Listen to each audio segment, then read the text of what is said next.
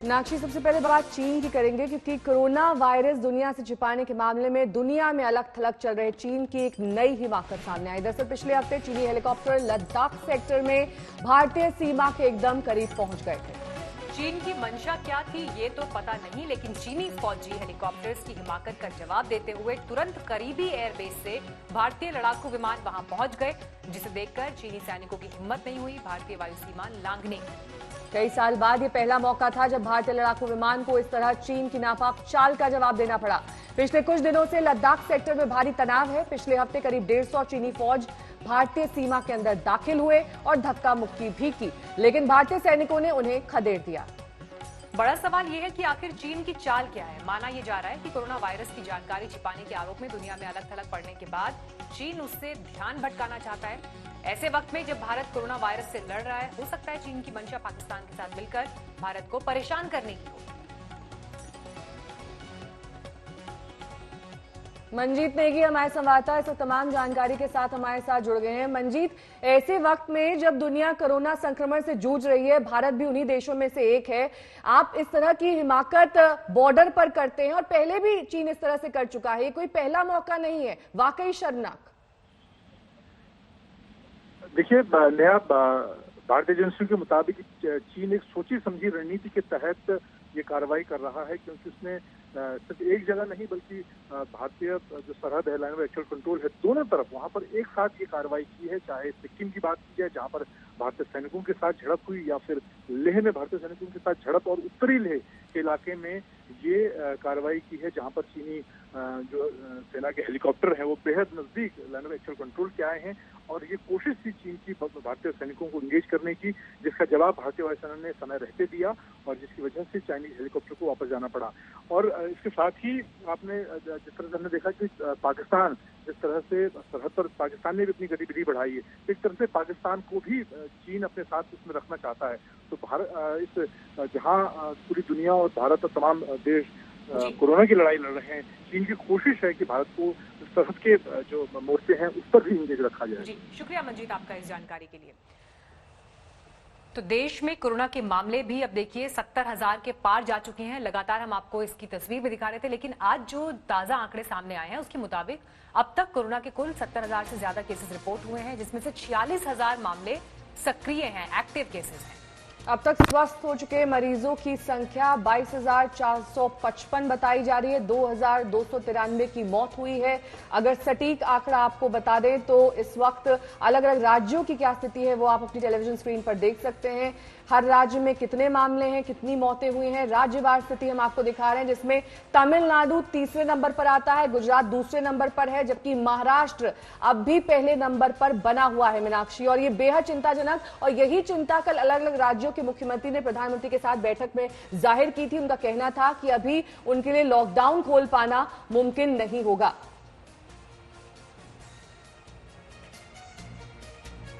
लगभग 20 से 25 लाख प्रवासी कामगार और श्रमिक वापस अपनी भूमि पर आ रहा है।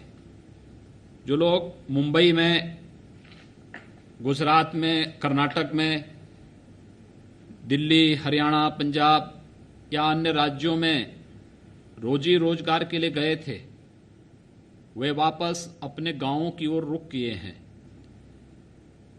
अभी पिछले पहली मार्च से लेकर अब तक 10 लाख से अधिक प्रवासी कामगार और श्रमिक वापस आया है, और मेरा अनुमान है कि अगले 10 दिन के दौरान 10 लाख से अधिक प्रवासी कामगार और श्रमिक वापस आएगा। इन सब के लिए अलग अलग जगहों पर उनकी स्किलिंग के अनुसार रोजगार की व्यवस्था बहुत बड़ा काम हो सकता है, और ये संभावनाएं उत्तर प्रदेश राज्य में पहले से मौजूद हैं। इस वक्त बड़ी खबर बंगाल से आ रही है, जहां पर ममता सरकार ने राज्य के स्वास्थ्य सचिव विवेक कुमार को हटा दिया है। विवेक कुमार अब पर्यावरण विभाग संभालेंगे। ये तबादला किया गया है। दरअसल जो कोरोना के आंकड़े थे उसमें गड़बड़ी को लेकर स्वास्थ्य सचिव कई दिन से सुर्खियों में थे। आरोप ये लग रहे थे कि कोरोना के खिलाफ जो इंतजाम है वो ठीक नहीं, खासकर कोरोना के डेटा को लेकर आरोप लगे, और अब सरकार ने उन्हें दूसरे विभाग का रास्ता दिखा दिया है। तो पर्यावरण विभाग में विवेक कुमार का तबादला कर दिया गया है स्वास्थ्य सचिव बंगाल के। और जो आरोप लगातार डेटा को लेकर लग रहे थे कि कोरोना के मद्देनजर जो आंकड़े हैं उसको लेकर गड़बड़ियों पर ये एक्शन लिया है ममता सरकार ने और उनका तबादला कर दिया गया है अब पर्यावरण विभाग में। बंगाल में कोरोना मामलों को लेकर मृत्यु दर ज्यादा है बाकी राज्यों के मुकाबले। केंद्र के साथ भी बंगाल सरकार के टकराव की तमाम खबरें इससे पहले सुर्खियों में आती रही हैं। कल जब मुख्यमंत्री ममता बनर्जी प्रधानमंत्री के साथ बैठक में थी तब भी उन्होंने कई मुद्दे उठाए, लेकिन आज ये बड़ा कदम ममता सरकार की तरफ से जब स्वास्थ्य सचिव का तबादला कर दिया गया है। कल हुई बैठक में ज्यादातर राज्य लॉकडाउन के समर्थन में दिखाई दिए, लेकिन इस बैठक में संघीय ढांचे और राज्यों को छूट देने की बात भी कही गई। पश्चिम बंगाल के मुख्यमंत्री ने केंद्र पर यह आरोप लगाया कि वो राज्यों पर अपना फैसला थोप रहे हैं। कोरोना संकट और लॉकडाउन के बीच जन से जग तक की समस्याएं कैसे दूर की जाएं, इस मुद्दे पर तमाम मुख्यमंत्रियों ने अपने अपने सुझाव रखे तो केंद्र से कई बातों की मांग भी कर डाली। राज्य लगातार मांग कर रहे थे कि उन्हें ज्यादा अधिकार दिया जाए और आर्थिक गतिविधियों को लेकर भी वो खुद फैसला करें। इसी मुद्दे पर पश्चिम बंगाल की ममता बनर्जी के तीखे तेवर सामने आए। बैठक में अमित शाह को तेवर दिखाते हुए ममता ने फाइल अपनी टेबल पर जोर से रखते हुए शुरुआत की। ममता बनर्जी ने कहा, आपको संघीय ढांचा बनाए रखना होगा। केंद्र फैसले लेकर राज्यों को महज सूचित नहीं कर सकता है। केंद्र और राज्यों को टीम के तौर पर मिलकर कोरोना की चुनौती से निपटना होगा। ममता बनर्जी ने कहा कि चिट्ठियां लीक करना संघीय भावना के खिलाफ है, हमें राजनीति से ऊपर उठना होगा। ममता बनर्जी ने पीएम मोदी से अपने राज्य का जीएसटी का हिस्सा मांगा। ममता ने कहा, बंगाल का कुल 61,000 करोड़ रुपए बकाया है। एक बार फिर मुख्यमंत्री ममता बनर्जी ने प्रधानमंत्री नरेंद्र मोदी द्वारा बुलाई गई मीटिंग में अपनी बात साफ साफ कह दी। एक और जहां उनकी चिट्ठियां लीक कर दी जाती हैं, तो वहीं केंद्र के ऊपर आरोप लगा दिया कि बंगाल के प्रति बार बार पक्षपात होता है। ऐसे में इस लड़ाई और तनातनी के दौर में ये एक और अध्याय ही रहा। ममता बनर्जी ने केंद्र की टीम को बंगाल में भेजने पर भी ऐतराज जताया और कहा कि उन्हें केवल राज्य सरकार को परेशान करने के लिए भेजा गया था। आज तक ब्यूरो। प्रधानमंत्री नरेंद्र मोदी के साथ हुई कल मैराथन वीडियो कॉन्फ्रेंसिंग में तमाम राज्यों के मुख्यमंत्रियों ने आर्थिक पैकेज की मांग की। दरअसल कोरोना ने अर्थव्यवस्था की कमर तोड़ दी। आपको ये जानकर भी आश्चर्य होगा कि 12.5 करोड़ से ज्यादा लोग बेरोजगार हो गए हैं। इनमें व्यापारी भी हैं, छोटे कारोबारी भी हैं, नौकरी करने वाले भी, मजदूर भी। अब इनकी समस्याओं से जूझना बड़ी चुनौती है।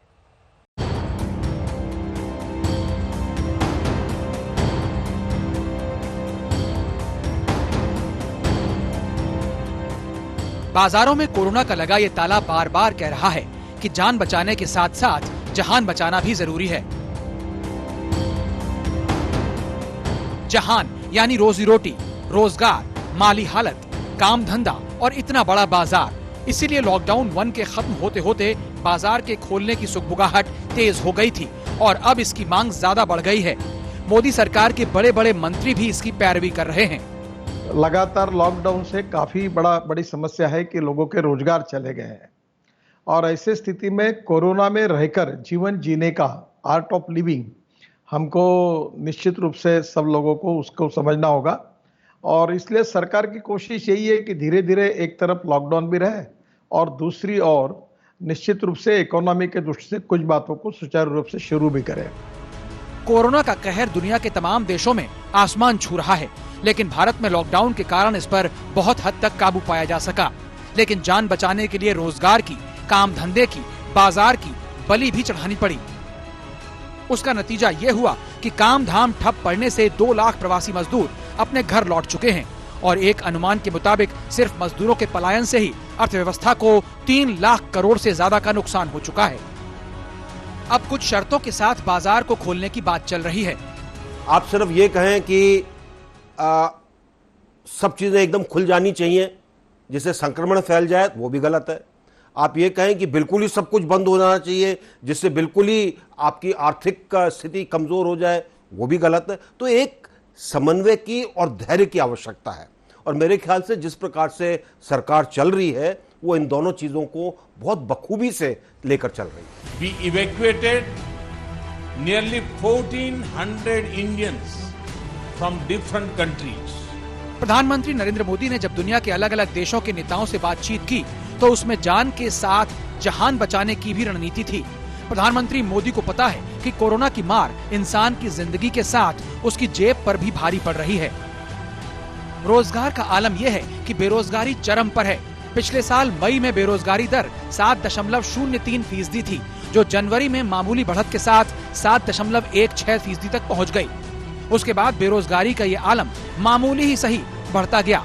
फरवरी में 7.78%, मार्च में 8.74%, लेकिन लॉकडाउन ने बाजार का भट्टा बैठा दिया और अप्रैल में बेरोजगारी ने सीधे अर्थव्यवस्था के आसमान में सुराख कर दिया।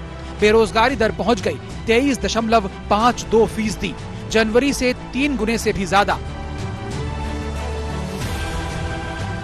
इस बेरोजगारी का सीधा नाता ठप पड़ गई अर्थव्यवस्था से है। सड़कों पर मजदूरों का बढ़ता काफिला इस खौफनाक सच का आईना है।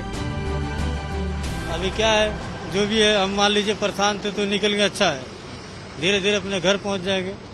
मान लीजिए जो एक लॉकडाउन था उसमें पूरा खाना मिला आदमी को, जो मिला है अब से उसके बाद तो कोई चांस ही नहीं है, कहीं कोई आदमी पाता तो कहीं पाता ही नहीं। सर हो जाती थी 500-600 रुपए कमा रोज की। हाँ, और रोज जब इंसान मजबूर हो जाता है तो उसको ये नहीं दिखता कि आगे मुझे क्या परेशानी आएगी या क्या नहीं आएगी, उसके लिए वो चलना शुरू हो जाता है।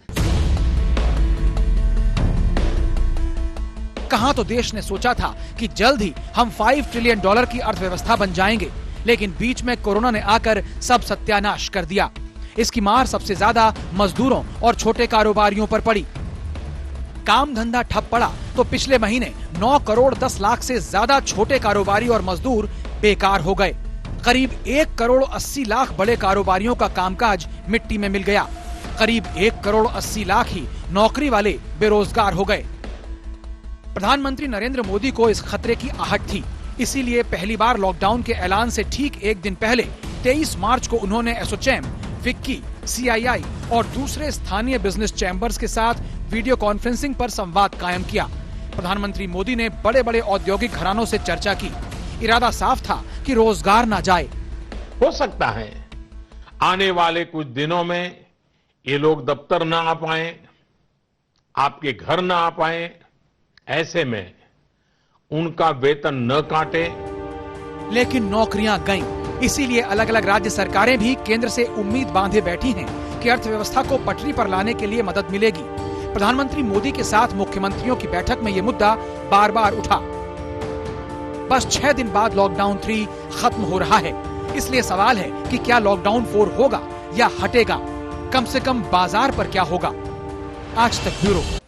तो मीनाक्षी, लॉकडाउन 3 अपने अंतिम चरण में है। लॉकडाउन 4 होगा, किन राज्यों में होगा, इस पर अभी कयास ही लगाए जा रहे हैं, जिसे लेकर कल भी प्रधानमंत्री नरेंद्र मोदी ने बैठक बुलाई थी। कल की महाबैठक में ज्यादातर मुख्यमंत्रियों का जो अंदाज दिखा, उससे तो यही लग रहा है कि लॉकडाउन बढ़ेगा, लेकिन इसका तेवर बदल जाएगा। कोरोना की रफ्तार भी इस वक्त डरा रही है। देश में अब तक कुल मामले 70,000 के पार हो गए हैं। चिंता की बात यह है कि इसे काबू में कैसे लाया जाए, और कल प्रधानमंत्री ने भी ये कहा कि सबसे बड़ी चुनौती इस वक्त ये है कि ग्रामीण क्षेत्रों तक कोरोना न पहुंचे।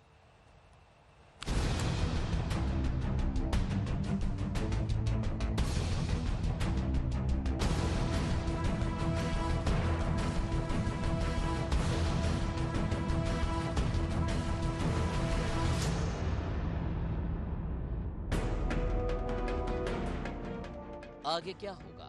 लॉकडाउन 3.0 खत्म हो रहा है। 17 मई लॉकडाउन पार्ट 3 का आखिरी दिन होगा। कल की महाबैठक के बाद कयासबाजी शुरू हो गई है कि क्या लॉकडाउन बढ़ेगा, क्या लॉकडाउन 4.0 आएगा। कोरोना की जंग और लॉकडाउन को लेकर कल प्रधानमंत्री मोदी और राज्यों के मुख्यमंत्रियों के बीच 6 घंटे लंबी मैराथन वीडियो कॉन्फ्रेंसिंग चली। बैठक में प्रधानमंत्री ने सभी राज्यों से 15 मई तक सुझाव मांगे।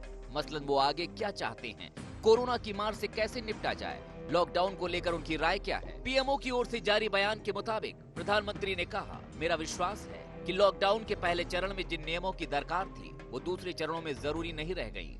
उसी तरह तीसरे चरण के नियमों की दरकार चौथे चरण के लॉकडाउन में नहीं है। प्रधानमंत्री के इस बयान के बाद माना जा रहा है कि 17 मई के बाद लॉकडाउन 4 भी आएगा, लेकिन ये लॉकडाउन 3 से अलग होगा। संभव है 17 मई के बाद आने वाले लॉकडाउन में जोन के मुताबिक सख्ती हो, मतलब रेड जोन में पाबंदी तो रहेगी, लेकिन बाकी इलाकों में कामकाज पर जोर रहेगा, जिंदगी को रफ्तार भी दी जाएगी। कल की बैठक में ज्यादातर राज्यों का लॉकडाउन के साथ आर्थिक मोर्चे पर काम पर जोर दिखा। बिहार, बंगाल, पंजाब, राजस्थान, मध्य प्रदेश, असम और तेलंगाना ने तो सीधे सीधे लॉकडाउन बढ़ाने की बात की। पिछली बैठक में बोलने न देने का आरोप लगाने वाली पश्चिम बंगाल की मुख्यमंत्री ममता बनर्जी ने सीधे सीधे केंद्र के खिलाफ मोर्चा खोल दिया। ममता बनर्जी ने कहा, आपको संघीय ढांचा बनाए रखना होगा। केंद्र फैसले को लेकर राज्यों को महज सूचित नहीं कर सकता है। केंद्र और राज्यों को टीम के तौर पर मिलकर कोरोना की चुनौती से निपटना होगा। ममता बनर्जी ने कहा, चिट्ठियां लीक करना संघीय भावना के खिलाफ है।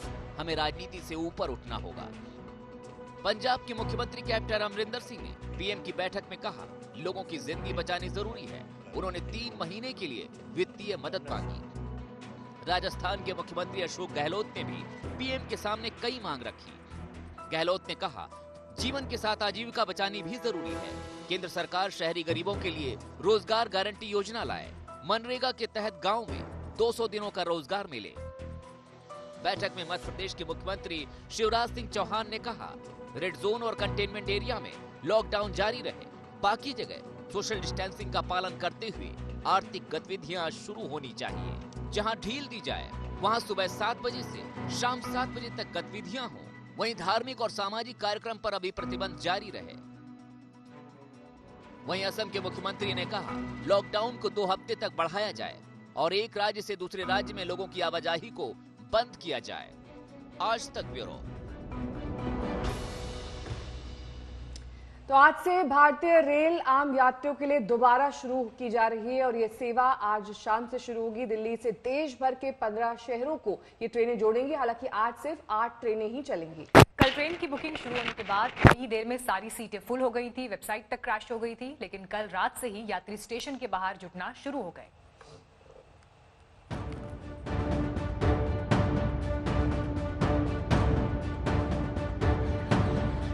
करीब 50 दिन बाद वो घड़ी आ गई जब आम यात्रियों के लिए ट्रेन के पहिए दोबारा घूम रहे हैं। मंगलवार को मंगल यात्रा की उम्मीद के साथ स्टेशनों के पास यात्रियों की चहल पहल शुरू हो गई। लॉकडाउन और सोशल डिस्टेंसिंग के दौर में स्टेशनों पर पहुंचना भी किसी जंग से कम नहीं है। नई दिल्ली स्टेशन में एंट्री के इंतजार में खड़ी राधा रात को स्टेशन तक सफर पर निकल पड़ी थी। कौन सी ट्रेन है, मतलब जो अभी चालू हुई है दिल्ली से बेंगलोर तक जाने वाली, ऑनलाइन मैंने बुक कराया है। टिकट ऑनलाइन हो गई है। ऑनलाइन की बुकिंग से मैं जा रही हूँ। अभी सुबह ही यहाँ पर पहुँच गई। हाँ, क्या करे, कोई साधन नहीं मिल रहा है, कोई टैक्सी नहीं, कोई आने को तैयार नहीं। यहाँ पर एक ही बंदा था तो बोल रहा था 1000 रुपया लूंगा, तो मैं बोली ठीक है।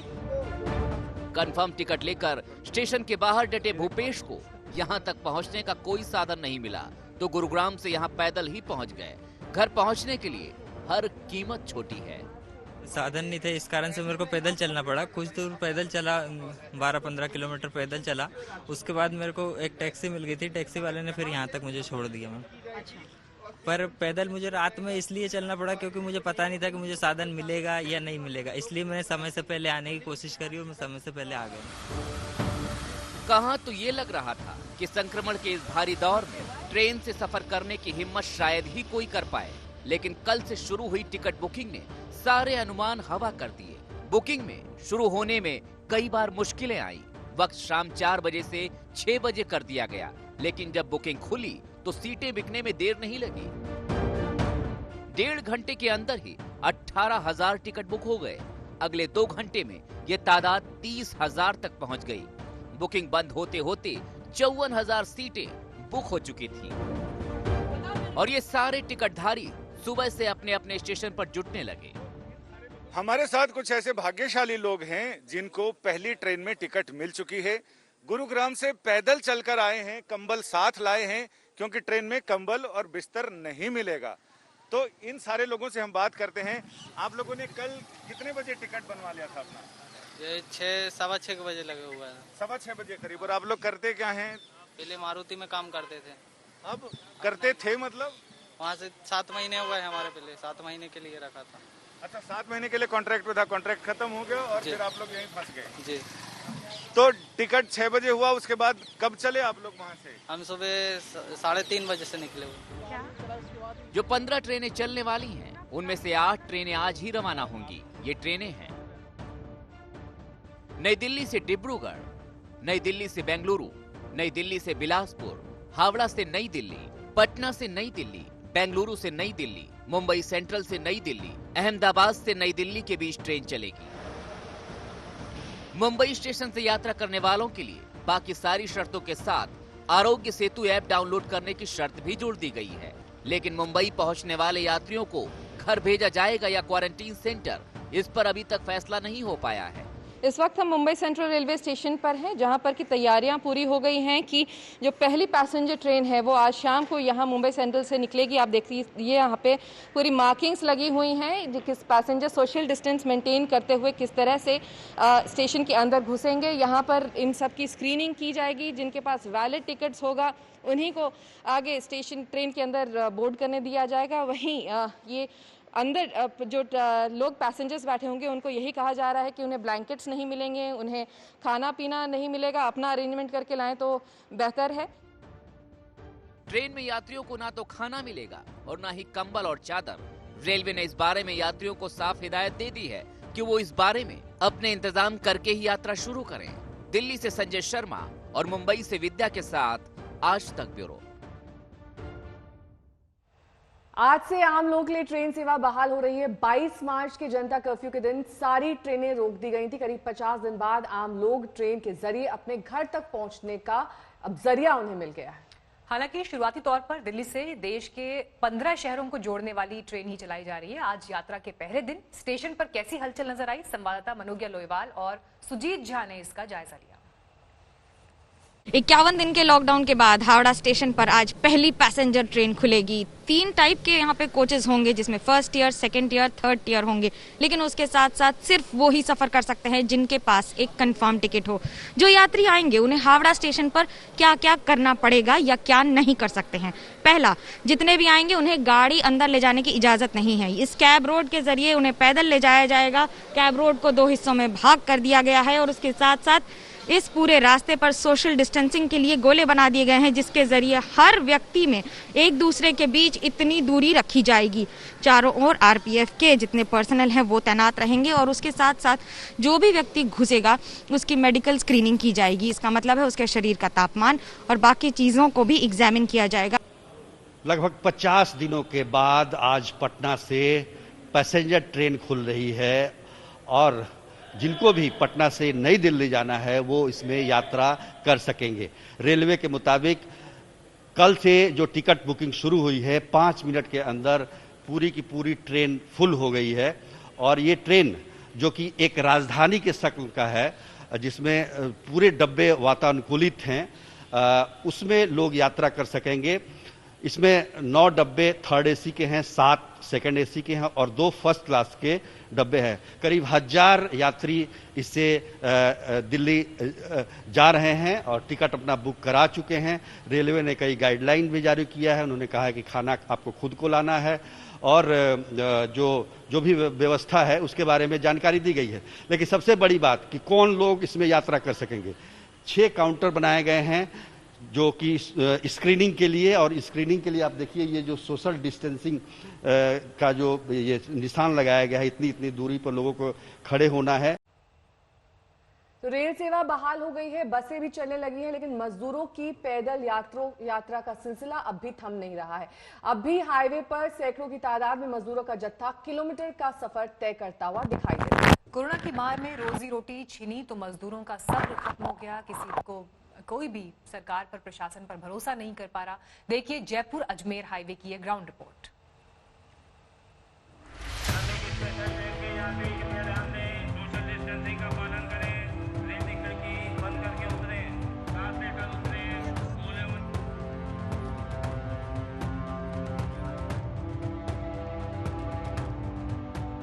शहर छोड़कर घर की ओर मजदूरों का जाना थम नहीं रहा। सरकार की तरफ से चलाई जा रही श्रमिक स्पेशल ट्रेनों से मजदूरों का आना जारी है। आज पंजाब से मजदूरों को लेकर ट्रेन हरदोई पहुंची तो चेहरे खिल उठे, दिल को सुकून मिला।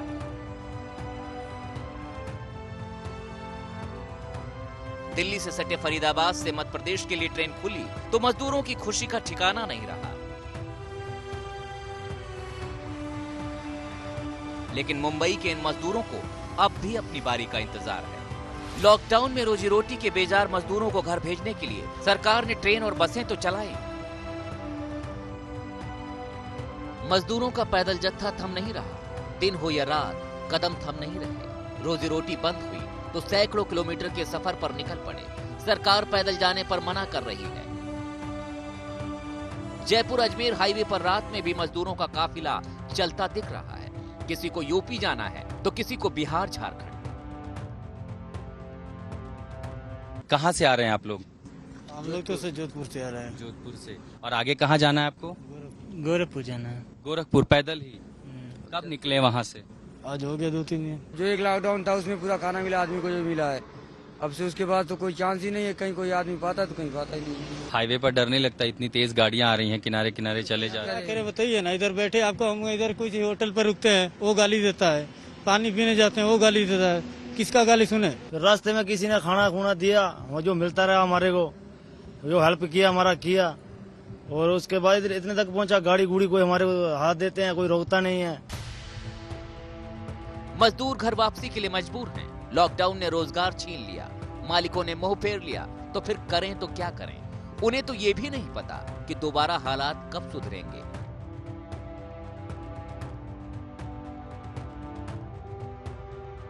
हमको कोई डर नहीं, अब जब हम मरने के निकले हैं तो हम कोई डर नहीं है। कोई सो मरना है तो मरने के निकले हैं, मर जाए फिर क्या करें? काम बंद हो गया, मर रहे हैं, भूखा ठेकेदार भाग गया। कितना दिन हो गया चलते हुए? 6 दिन, दिनों रात चल ही रहे हैं। खाना कैसे खाते हैं, कहाँ खाते हैं, कब खाते हैं? मिल जाता है, कभी बिस्कुट डाल लिया, कुछ खा लिया, पानी पी लिया, फिर चल दिया, फिर कोई दे दिया तो खा लिया। पुणे में 150 से 200 कामगारों का जत्था सड़क पर चलते दिखा तो पुलिस ने रोक लिया। पुलिस ने समझाया पैदल चलना ठीक नहीं है, सरकार ट्रेन चला रही है, पर मजदूर बेबस हैं। हर किसी को अपनी अपनी बेबसी है। बाल बच्चा है, किसानी आमदन है, एक आमदन को खाना मिल रहा है, बाल बच्चा घर में मर रहा है, खैला बिना खेती बाड़ी करना है। 2 महीना से हम लोग नियम को पालन किए ना। मजदूर है अलग अलग राज्य में, उन्हें अपने घर में जाने की, अपने गांव जाने की जल्दी पड़ी हुई है। पुणे में ये तकरीबन 150 ऐसे मजदूर हैं जो खुद होके ही निकल पड़े थे, और इनका कहना है कि उन्हें झारखंड जाना है। दूसरी ओर इनका जो पूरा डिटेल्स है जो कि जरूरी था जिला प्रशासन के पास देने के लिए, वो दे दिया है, लेकिन अब तक इनका नंबर नहीं आया है, ट्रेन इन्हें नहीं मिली है, दिन कब जाना है ये पता नहीं, और इसीलिए शायद ये आज निकल पड़े हैं। अब इन्हें जाकर कहीं पुलिस ने ही रोक लिया है। यूपी के उन्नाव में सैलरी न मिलने से मजदूरों का गुस्सा ऐसा भड़का कि वो फुटवियर कंपनी के बाहर धरने पर बैठ गए। जयपुर अजमेर हाईवे से आशुतोष मिश्रा के साथ आज तक ब्यूरो। कोरोना की घुसपैठ अब सुपर पावर पर तक पहुंच गई है। अमेरिका में व्हाइट हाउस के 2 स्टाफ कोरोना पॉजिटिव पाए गए हैं। इसके बाद उपराष्ट्रपति माइक पेंस ने सेल्फ आइसोलेशन में जाने का फैसला किया है। अमेरिका में 80,000 से ज्यादा लोगों की कोरोना से मौत हो चुकी है। मामला 13 लाख के पार पहुंच गया है, लेकिन राष्ट्रपति ट्रंप को भरोसा है कि जल्द सब कुछ ठीक हो जाएगा।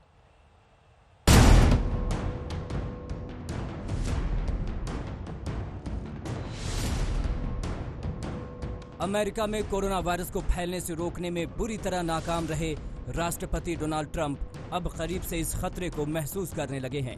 कोरोना के पांव अब व्हाइट हाउस की दहलीज में पहुंच गए हैं। अमेरिका की सबसे सुरक्षित जगह व्हाइट हाउस में अब तक कोरोना के 2 केस सामने आ चुके हैं।